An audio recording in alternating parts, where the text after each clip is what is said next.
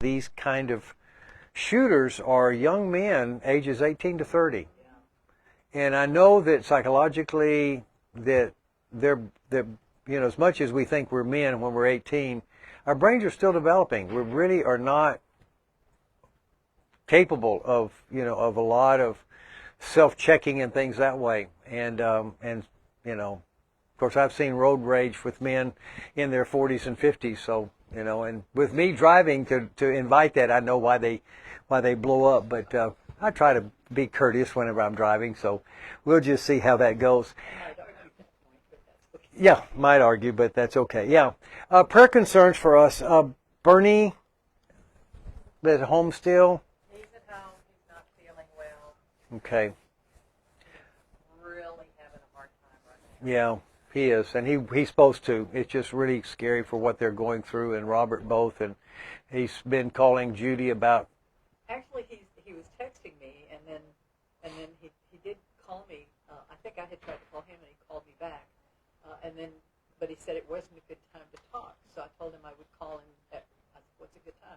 And so I called him yesterday at 1 o'clock, but he didn't answer. So Yeah, he sleeps a lot. He's just really sedated right now.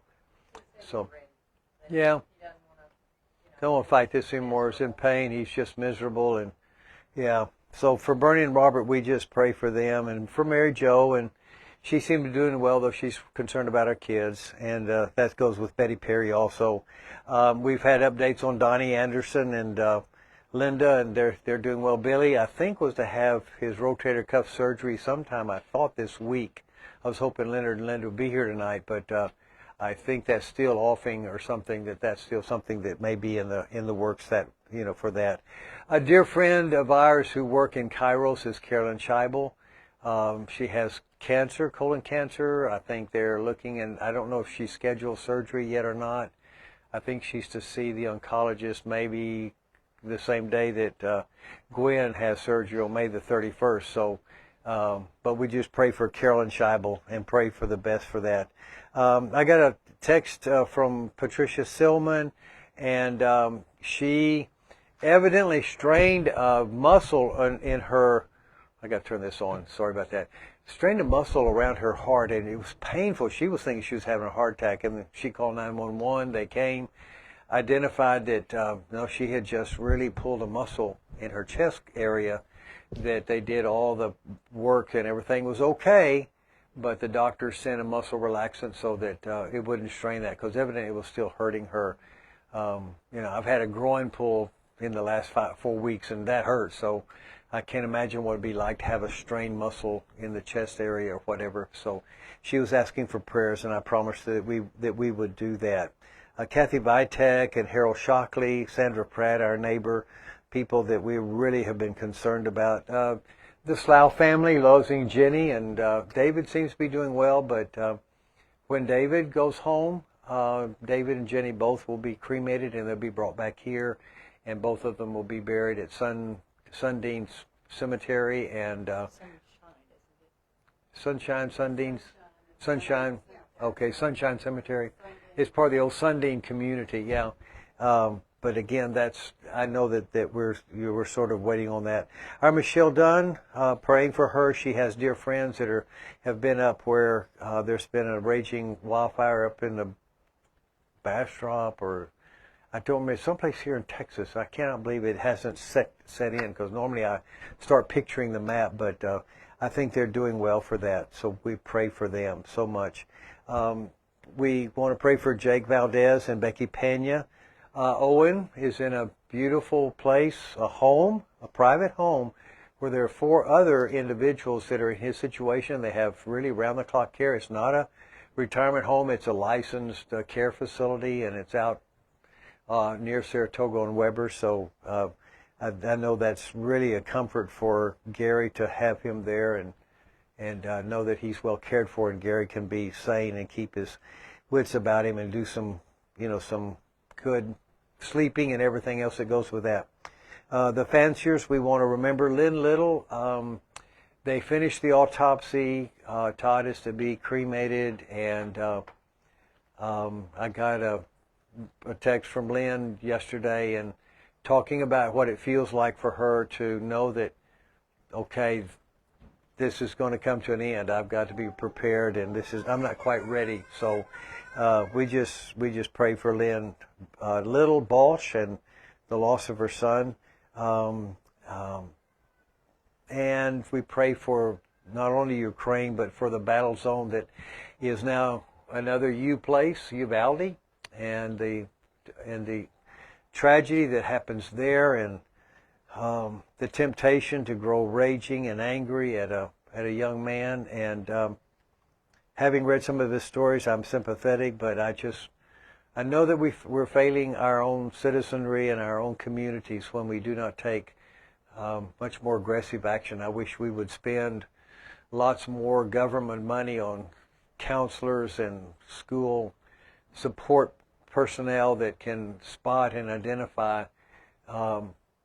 this unmistakable spiraling into rage and into loss of control.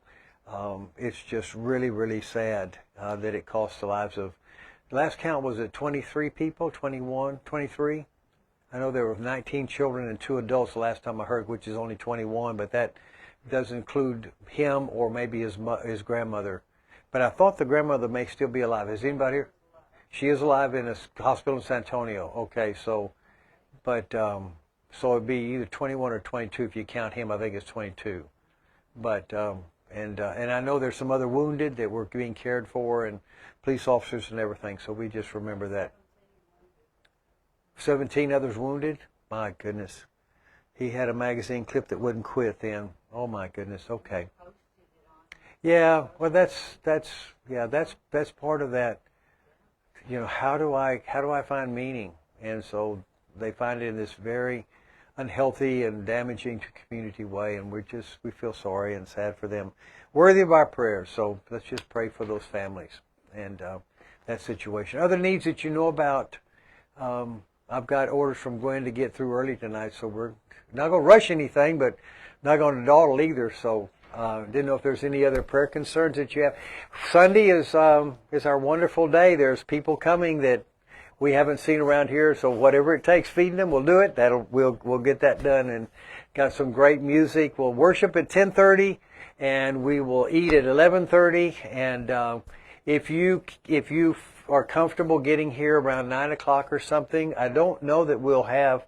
I think we may be able to have Bible study at 9:30, but chances are there's going to be a lot of traffic going on there because I'm going to set up tables out in that large foyer area, and we'll be setting chairs around there and just trying to, get it all spread out and set up. And I know Ben will be here, and we'll have some good ways of making it. How we figure out the procedure, the lines, and I know they're talking about putting the fish just down that hallway so they cook it around the outside, bring it in, put it on that table there, and then we'll have the other maybe tables lined up down there that you'll go through and figure out where we put the drinks or something, maybe with the desserts over here in the fellowship hall area. But we'll have it figured out, so we'll see how that goes and see how we can do that. Just counting on our food service skilled labor and Ben to help us set it up. I know that he and David already talked about some of it, but yeah, we got this. But I'll be here at 9 o'clock so we can set up the round tables out in the big lobby area. And I know. You'll help, and we'll have some other people who will be here to help that too. So that's this Sunday. At 9. And I'm going to be here at 9, yeah. Because I know that, Bill was talking about coming at 9 and getting some stuff there. So we will be, yeah. But I think the fish is going to be starting to fire up at 9:30. Is that right, Bill?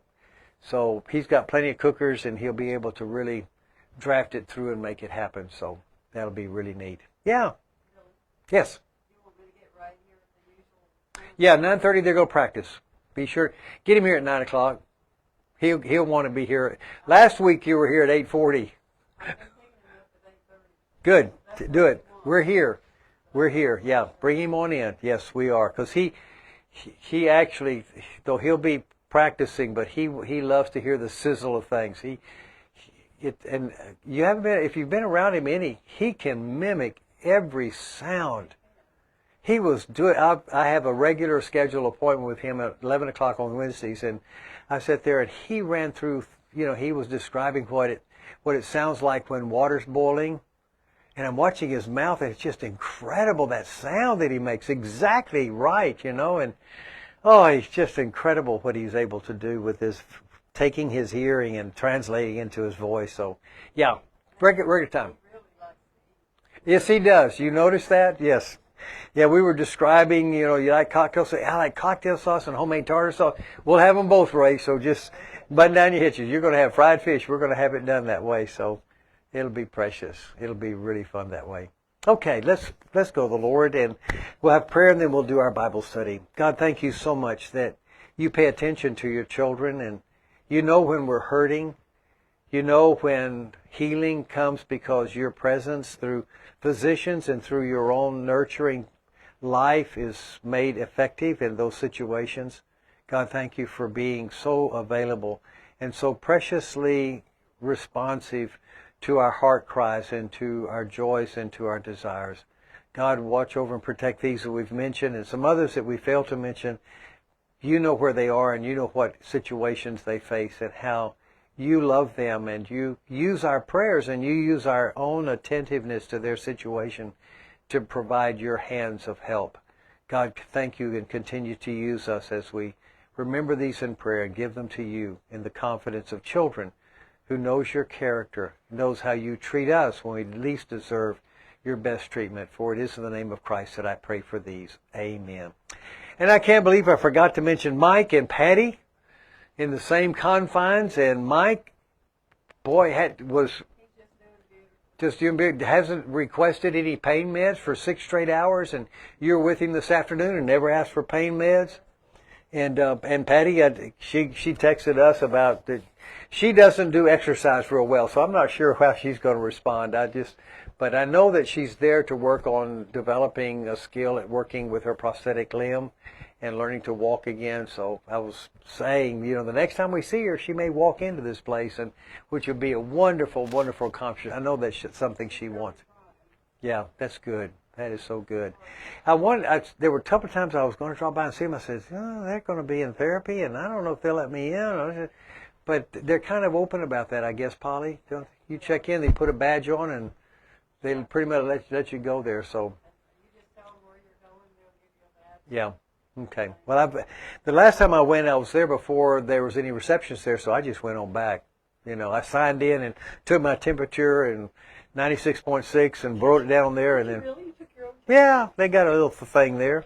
There was an employee that was right ahead of me, and I saw him doing it. Said, there it was. I put it down and wrote it down on the first registration book. So I went on back to see Mike at that time, and they brought him his 34. Mike's in 10. Yep. You go right to Mike's and back left to Patty. So that is sweet that way. Okay, we're in the book of Genesis, chapter 31. If you've got your Bibles, we continue the saga of the birth of the people of God, the Jews, and the stories of their patriarchs and things like that. We are at chapter 31, and we are going to begin at verse 1. I would remind us, as I have shared with you in the past, that there are four very distinct literary sources that leap. Once you identify them, and scholars have sort of parsed them out and everything else, they're easily spotted. They are very, very different in terms of how they express themselves. And tonight's story, beginning in Genesis chapter 31, the first 3 verses of 31 are from the Southern tradition, what we call the J source. Obviously, even though Moses isn't going to show up for a couple of centuries after this particular story, he's much later. You know, he's after Jacob's boys have gone into Israel because of the famine, and they settle there, and Joseph becomes the right-hand man to the Pharaoh. And then when Moses comes along, they've got a new Pharaoh that doesn't even remember the Jews or Joseph or anybody. So we're talking about a big span of time between this current story when Moses meets God at the burning bush at the age of 60. Or maybe it's at the age of 40. Moses' life falls in increments of 40. It may have been 40 when he's out in the wilderness and meets his wife and his father-in-law, and which was great because when they takes him out of the promised land, He goes right to the place where his father-in-law had camp, and he knew where to, where to find victuals and stuff like that. So, God had prepared him for that. But it was Moses that found out what God's name was. And yet here you have this very primitive, very exciting storytelling Southern tradition, the J tradition, always refers to God by that name that was given to Moses, by Jehovah or Yahweh. Again, we do not know how to pronounce that name in the Hebrew Bible. I could show you my Hebrew Bible, and you can look at Hebrew writing, and it looks like a lot of chicken droppings. It's got specks and everything all over it, and then all of a sudden you got these 4 letters that are standing there, and there's no chicken specks around it, no droppings, no slashes, dots, or anything else. And that's the tetragrammaton, the 4 consonants of God's name. But they didn't put the vowels around it. So we don't know of the 5 or 6 vowels that make up the Hebrew language. We don't know. And of course, if you ran it on a computer for how many millions and millions of variables that would create in whatever order, one of those would be God's name. And I always had this fantasy that somehow they'd do it in a computer, and when the computer hit the right name of God, it'd just sizzle and burn up, and you never would know. That's silly. That's Harrison Ford stuff. But the Southern tradition, the most primitive, the earliest tradition, the way they tell stories is very dynamic. It's very human. Chapter 30 that we just finished is part of the J tradition, the Southern tradition. And Jacob looks like a squirrel. Laban doesn't look too good. Boy, you talk about a bunch of connivers, and they're telling the story without any smearing or any trying to make good or trying to make them look pretty. Tonight's story is the Yankees version of the story, and Jacob's going to come off smelling like a rose. The Northern tradition, written much later, begun much later orally until it's written down in the captivity period of Babylon, cleaned it up, and they never used God's name. They always refer to God by the generic term Elohim.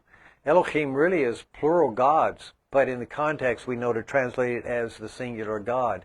And the Northern tradition always uniquely, completely refers to God by that generic common term Elohim. The other thing about the Yankee tradition versus the Southern tradition, God comes and addresses his people face to face. You remember God came and heard Rebekah laughing whenever Abraham was told that he was going to have a child at the age of 90, and of course all she can think about is what Social Security office is going to think about that. We're going to cheat him out of something, but that's God comes and is present and is very much anthropomorphized in the J tradition. The E tradition is much more sophisticated. And the way God communicates with people is through dreams. In the J tradition, the Southern tradition, God speaks directly. And his presence is met in actually a physical, verbal, or physical form. Verbal, auditory kinds of conversation you would have with your best friend.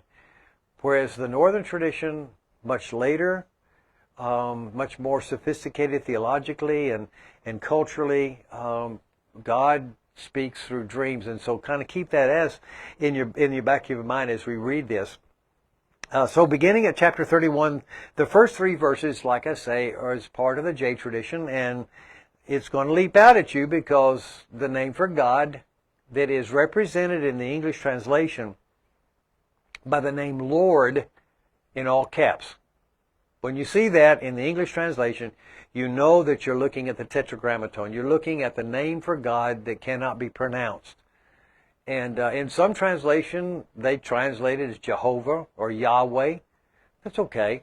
They find the vowels in Jehovah from Adonai, which is a Greek word for Lord, and they just insert them around that tetragrammaton. But the English translations are pretty faithful not to try to guess at a pronunciation. They just represent it by those all capital letters of the name Lord. And so Jacob heard that the sons of Laban, who would have been his cousins or second cousins, we're saying, Jacob has taken all that was our father's. Doesn't this sound like the title of my Bible study tonight is Family Conflict? Boy, yeah, I don't know if you've ever, as a pastor, I've had to deal with funerals where children were sitting on opposite sides of the chapel, and they couldn't wait to get to the burial site and put that beloved family member 6 feet under so they could go after the inheritance and file lawsuits and do all kinds of things to try to get at what was there. So this sounds very, very true, for someone who is Laban's kids, and Laban is taking in Jacob and has treated him like one of his servants, but also he's a kinsman. He is he's the son of his, the brother, let me see, Laban is the brother of Jacob's mother, Rachel. Yeah. No, Rachel, yeah, Leah and Rachel. Rebecca. Yes, Rebecca. Who's Sarah was Abraham's wife. Yeah. I miss Sarah's the one that giggled, and therefore her son Isaac. Oh, it is. And it just reminds you, it's always tickling whenever she laughs. And so, what do they name her son at the ripe old age of 120 or something? They name him Giggles, Isaac. I don't know that I'd like to be named Giggles, but or Laughter or whatever, Smirk. That might treat me a little bit better. But anyway, Jacob heard that the sons of Laban were saying, which would be cousins, Jacob has taken everything that was our father's, and from what was our father's, he has gained all of his wealth. Boy, he has been keeping his hands on the scale. He's been stacking the deck in his favor. Look at how wealthy he's become. And you get the feeling that they haven't done quite as well economically in the 14 plus 6 more years that he has labored. Remember in the last chapter, Jacob stays on and agrees that his ransom for his freedom, to purchase his freedom to go back to his home, was that every motley, striped, spotted sheep or goat, because sheep were normally pure white, goats were brown or black, so any of them that had some discoloration in them, that were either striped or mottled or whatever, those would be Jacob's. And he'd call them out and set them to the side. And those ugly-looking ewes and ugly-looking goats, would be his, and all the purebred-looking ones, the ones that were white and, brown and black goats, those remained Laban's, as Jacob was sort of the herder-in-chief, if you please. And then last week, if you remember, we talked about how it's still believed in Mideastern countries that if you put striped sticks in front of ewes that are breeding, or if in Jacob's case he made the ewes that were fixing to breed face the black sheep, because it was still believed that, if those animals were looking at something that was off color or different or striped or whatever, it would affect the genetic outcome of their offspring. Their offspring would come out as mottled and everything else. And again, remember, primitive man didn't have the privileges of DNA and of the kind of hereditary biology that we've been doing lots of work for, and there are references that constantly. One of my favorite movies is John Candy in Uncle Buck, and early on when he's talking to his sister-in-law who can't stand him, even though he was in their wedding, Uncle Buck is telling her about how he has a recessive gene. It only shows up every 4th or 5th generation, and he's making excuses for why he is the way he is versus his brother, who's such an upstanding citizen. And it's a wonderful way in which we talk about that. But in antiquity, those animals came out mottled or striped or off-colored because of what the mothers were looking at when they were breeding.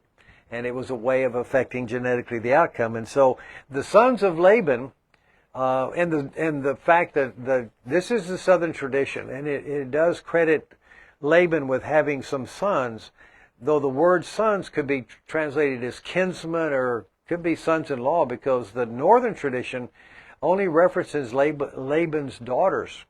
We know he had 2 daughters because Jacob had to work 14 years for them. Leah and Rachel. But in the northern tradition, that's all Laban's got is girls. And so, that really made it, of course they married men or whatever to continue on their own particular pedigree. But here in the southern tradition, the J tradition, it's Jacob's sons who are saying this, again, though that Hebrew word could refer to kinsmen or to extended family members that are male. And so Jacob saw that Laban did not regard him with favor as before. Not only does he hear the gossip of the sons, but he begins to realize Daddy's listening to their complaints and saying, Dad, Jacob's stealing you blind. He's become exorbitantly wealthy. I don't know what he's doing, but man, he's coming out smelling like a rose, and you're still sitting here struggling with what you've got left, which is not true, as we'll find out. Laban got successful alongside of Jacob, and he affirms how well a job Jacob is doing at running the herds because he's being blessed too. Though the sons are saying, just think how much richer you could be, if you were a little bit more careful about what Jacob was doing to you. Then the Lord, there's that Yahweh, that's the southern tradition. Then the Lord said to Jacob, I want you to go back home to your fathers and to your kindred, and I will go with you. And now beginning in verse 4, we turn to the northern tradition as it tells the story. And here there's a cleaning up of Jacob's reputation. He's going to be a lot nicer man and a lot less of a conniving trickster than he was in the southern tradition that told a bit more primitive story. So Jacob called Rachel and Leah into the field where his flock was. Now remember, he's married to Rachel and Leah, but in antiquity, Rachel and Leah still belonged to Laban. Anybody who worked on your field was subservient to you. Jacob just can't pick up and he said, well, I'm sick and tired of working, I'm going to go home. He could do that. He could run away, and if Laban wanted him back, he could have sent his men after him and really forced him to come back into slave labor. But he couldn't have left with anything. So now he's got these two wives, and he's got some of the kids. Rachel's got one, and Leah's got 6 plus the 2 that her handmaiden bore to Jacob. And so he wants to take what's his too. It's not only Laban's girls and servants, but he wants them to go with him. And so Jacob is telling his 2 wives his situation and his plight, and he's doing it probably to tell them how hungry and how desperate he wants them to join him in returning back to his father. And so he takes them out of the field, away from the hearing of the sons and of their daddy, and he says to them, I see that your father does not regard me with favor as he did before. He's turned his back on me. He just doesn't treat me well. But the God of my father has been with me. You know that I have served your father with all my strength. Yet your father has cheated me and changed my wages 10 times. Now, at least in the scripture, we don't have 10 times that he did that. What this really means, he just kept changing my wages. And we do have references of that. Remember last chapter, Jacob, when he reached this agreement, how he was going to purchase his freedom, he says to Laban, he says, now, you go through your flocks and you separate out of the motley, striped, speckled animals, both sheep and goats, and set them aside, and that'll be the beginning of my down payment to you. And you take all the pure ones. So what does Laban do? Behind Jacob's back, he goes and picks all those things out of his herd and takes his 3 boys and says, you take these 3 days journey away from here. I don't want Jacob to even know I had these animals. So he cheats Jacob out of what was patently his, and that's where Jacob begins to do some genetic altering by using sliced poplar wood and then black goats in front of the ewes at the feeding troughs that were breeding, and to begin to raise his own herd. So he's cheated me and changed my wages 10 times, but God did not permit him to harm me. But Elohim did not permit him to harm me. Again, this is the northern tradition. If he said, the spotted shall be your wages, then all the flock bore spotted. And if Laban said, the striped shall be your wages, then all the flock bore striped. Thus Elohim has taken away the cattle of your father and given them to me. I'm not the reason why he's missing some cows and some sheep and some goats. God did this. I'm not smart enough to do this. I'm a graduate of A&M. I'm just a good herdsman.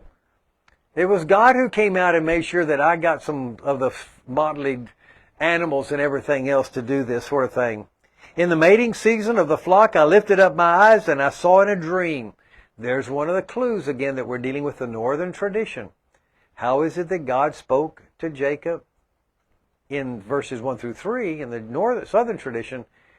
God tells him directly, I want you to get back to your land of your fathers. Here, I lifted up my eyes and saw in a dream that the he-goats which leapt upon the flock were striped and spotted and mottled. And then the angel of God said to me in the dream, Jacob. And I said, here I am. And he said, look up and look at your eyes. All the goats that leap upon the flock are striped, spotted, and mottled. For I have seen all that Laban is doing to you. I am the God of Bethel. Really, the Hebrew language here really creates some trauma for translators, because the Hebrew simply says, I am God Bethel. That was his name. And so we surmise that there was some, in antiquity, again, the only way that you kept the written document alive was that you hand copied it. And sometimes there are errors like this. And so all the ancient Masoretic text and the Septuagint, the Greek translation of the ancient Hebrew, all add a phrase about the fact that this is not God Bethel. This is the God that you met at Bethel. The Bethel is the house of God, or the gate of God, where Jacob is sleeping and has a vision and sees the angels coming up and down on this staircase, and God covenants with him, I'm going to go with you, and I'm going to bring you back here, and I'm going to bless you and make you really a very successful man. And so he's remembering, and so God is saying to him in this dream, you remember what I told you at Bethel, where you anointed a pillar and made a vow to me. Now get up and go forth from this land and return to the land of your birth. Now that's the end of Jacob's story. Along comes Rachel and Leah. And there's nothing more dangerous than a woman who is mad and angry. And Rachel and Leah have their own axe to grind. And so they say, Rachel and Leah answered Jacob, we're stuck out here too, Jacob. Is there any portion or inheritance left to us in our father's house? He's cut us off. He's stolen from us. We don't know exactly how to piece that together, but it seems like that it was common practice that when a man came along and bought through dowry the ownership of a daughter, the majority of that dowry, that money, went to the father because he had raised him and taken care of, sending him to Harvard and everything else. But there was a significant portion of that dowry that went to the women to help them sort of in their immediate next step of their being married and setting up a house and everything else. Laban hasn't given his daughters anything. He's stolen the portion from us. In fact, it's even worse. He treats us like he does any foreigner. And again, in antiquity, if you had a foreign person that was living on your land and serving you as a slave, they were treated one way. If you had family members like Jacob is to Laban, who is a nephew of his, he was also enslaved to Laban, but he also had some rights. He had sort of wore two hats. He was both a servant owned by Laban as part of his property, but he also was a part of his family heritage, and therefore had some recourse and had some privileges that were not available to the common sojourner, the common stranger on the land. And the girls are saying, we've been treated like sojourners. We're not even treated like children of the family. We got every reason in the world not to hang around here. For he has sold us. And that money, part of which we were supposed to get back, he has used up the money given for us. All the property which God has taken away from our father belongs to us and to our children. Now then, whatever God has said to you, do it. We're on your side. We're going to hang around here. There's no future for us living with our dad. And that's what Jacob needed to hear. And next week we'll get to figure out what begins to ensue, because Jacob obeys God and he gets up and he heads home south. And Laban finds out, and there's going to be some hilarious moments of encounter. And we'll get to that. But the girls are with their husband. They do not have any reason to hang back. If Jacob chooses to go home, they're not going to hang around to continue to be mistreated the way that they have felt like they have been already. And I was thinking about this particular story and all the difficulties that both Rachel and Leah, but particularly Jacob, had faced. And it dawned on me that, sometimes God doesn't necessarily knock us down or put ugly stuff in front of us or create trauma for us. He doesn't make us get cancer or grow sick. But one of the things that people of faith have realized is that with God by our side, that even when we go through the horrible nightmares that life presents to us, the loss of a loved one, a husband or a wife, the loss of a job, our loss of our own physical viability or vitality, and sometimes just getting old and ugly, whatever tends to stress you out or make you feel that somehow you're victimized by life or by circumstances, people of faith have realized, this is when I have a chance to really grow in my faith, to really explore the depths of what God has for me. In my own personal story, at the darkest moment of going through a divorce and realizing that I was fixing to lose my job, not because I was going to get fired, but because I needed to resign. It was just too uncomfortable a place for me as well as for the congregation. So last thing I wanted to be was just an eyesore for somebody or a detriment to their well-being and their faith journey. And so, what am I going to do? And it was one morning, I'm literally looking in this mirror, shaving, getting ready to go to the office, where Joanne would meet me and scold me for everything I wasn't doing right. But, so if I was getting it in my conscience at home, Joanne would take care when I get to the office. But I was really sitting there feeling like I had lost everything. And I had the strangest sense that Jesus was right there with me. And the image or the language that came to me, and it wasn't an auditory kind of moment, but it was a very clear thought of a simple sentence. I'm shaving, I'm half shaved, and I'm looking at my ugly mug, and I hear in my heart the words, "You're not Jesus, but you're not the devil either." And it was a moment that really calmed my soul. It was probably one of the most intimate and closest moments of encounter that I had with my faith, with my Christ. And it was at an ugly time in my life, filled with hopelessness and despair, anxiety out the hilt.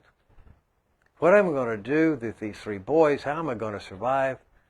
And it was a moment where I realized that I was not by myself and that God would see me through. And boy, did he do a great job. I mean, worthless as you think I am, I've had the time of my life being a pastor and doing ministry in ways that I could never have imagined my doing as pastor of that large congregation. And I realized something that I learned later for doing pastoral care, and that was that, we never change until one pain passes the other. As long as things are pretty equal or the goodness outweighs the bad or something, we're not going to change. We're going to stay right where we are. But when the pain moves this way, we go get our knee replaced. We do things that everybody says is dangerous like crazy.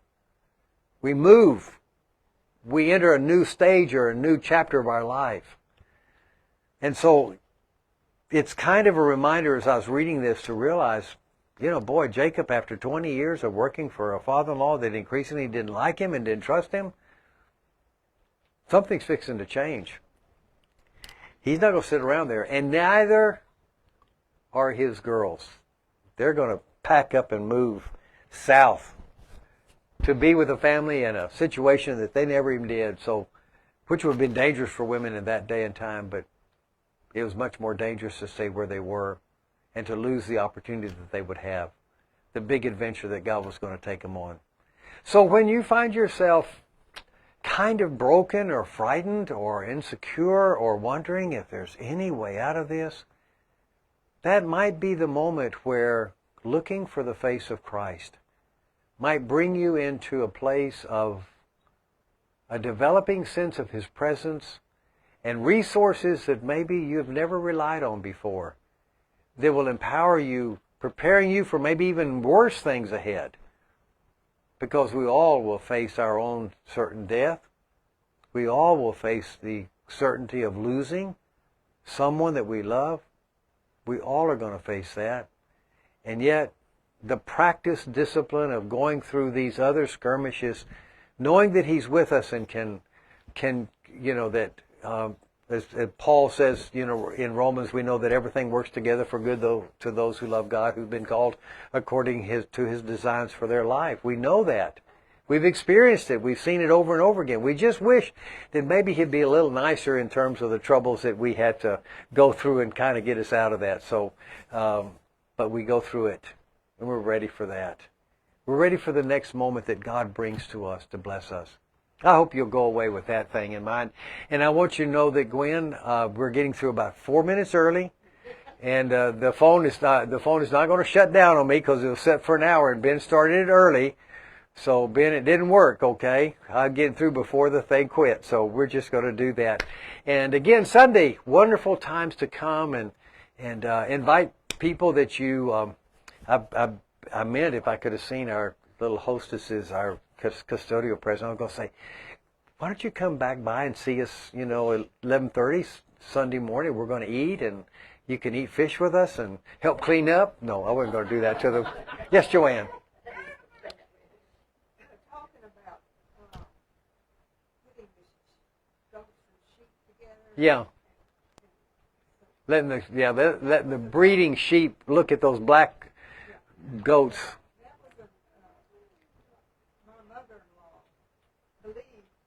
That's right. It's still to this day in some cultures, Joanne.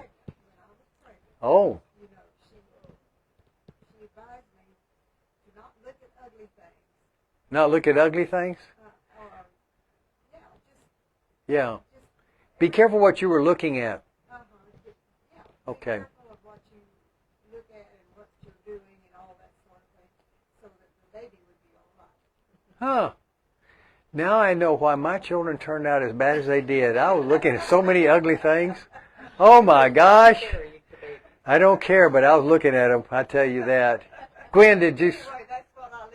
That's thank you, Joanne, because that's relatively contemporary. I mean, that's going back a decade or so, but but still, as I was reading, it is still very much the prominent belief of particular Near Eastern countries that their shepherds still believe that if they want a certain outcome for their flock, they have the ewes or the calves or the mother cows looking at what they want to affect their offspring that way. Gwen, were you going to? I was just going to say, my granddad was dying when Mom was pregnant with my older sister. Uh-huh. And she gave him a haircut. And my granddad's sister had a fit and said Mom was going to have a hairy baby. Didn't matter boy or girl. It was going to have excessive hair. And she was convinced that was going to be the result of her doing that while she was pregnant. Because she cut my granddad's hair. Wow. Was her prophecy true? No, but it's okay. It really is. And Gwen, thank you, because I didn't realize it had been part of our own culture at times that there was that belief that the pregnant woman, or really again in the Near Eastern culture, it's when you are having your flocks impregnated, that's when you want the females of the flock to be looking at something that will affect their outcome. Yeah, looking at something like that. So thank you for those stories. My goodness. Wonderful, wonderful, wonderful. Okay, I will say a prayer and would dismiss you and love your being here, and thank you for sharing this time with me. So you bow your heads, please. God, thank you so much for your word, and thank you so much for the stories that are so human. Thank you so much for the interchange of families that really were at odds and were broken apart by their own sinfulness, and yet, God, this is a story of you caring for your people, and even out of that mess, bringing something holy and something that gave to us our Savior. God, help us to remember that you're never done with us, and that whatever we're going through at home or privately or whatever else, you've got plans for us, plans to bless us, to secure for us a future, not to curse us. So God, I dismiss these children of yours into your keeping for their journey from this moment. In the name of Christ our Lord. Amen. Blessings on you. You're just misled. And turn off the microphone. Yeah, go ahead and turn off the camera too.